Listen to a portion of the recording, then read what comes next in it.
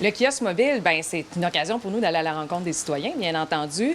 C'est la 4e année, on revient, ça existe depuis 2019, donc cette année, on revient avec une formule encore plus présente sur le terrain, parce qu'on le sait, le projet, il a subi quand même un déficit de communication à cause de la pandémie, donc pour nous, on veut le sortir, le projet, on pense que plus on va à la rencontre des gens, plus on est en mesure d'interpeller les gens sur le projet du tramway, le faire connaître, parler des bénéfices. Puis, ben, vous avez vu, en fait, là, il y a une ligne du temps ici qui est super intéressante, puis on voit vraiment où est-ce que ça se rend jusqu'en 2028.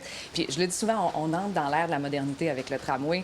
Donc, on veut en parler, on veut que les gens puissent le voir, en entendre, discuter. Alors, on est bien enthousiaste avec ce qui s'en vient. On a prévu à peu près 40 sorties cette année pour aller à la rencontre des gens. Ça commence dès samedi. On va être ici le 15 juin à la plage Jean-Béliveau. Le lendemain, on est au marché de Sainte-Foy. Puis, on va être également présent dans les soirées présentielles, donc du 15 juin prochain à Loretteville et du 16 à Beauport. Donc, je pense que c'est un bon moyen.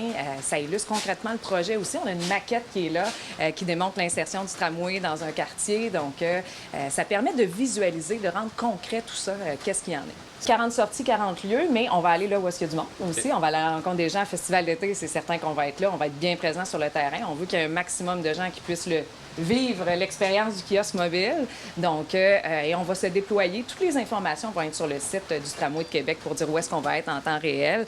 Mais notre objectif, c'est vraiment de rencontrer un maximum de gens parce que c'est un beau kiosque. Il a gagné un prix d'ailleurs. Dernièrement, la Ville de Québec, avec le service des communications, a gagné un prix pour le kiosque mobile là, à Gala Plume d'Excellence, à l'Association des communicateurs municipaux du Québec pour l'innovation. Donc, derrière, pour la qualité de la démarche aussi, la démarche qui est innovante. Donc, c'est dans le prix Innovation qu'il avait gagné.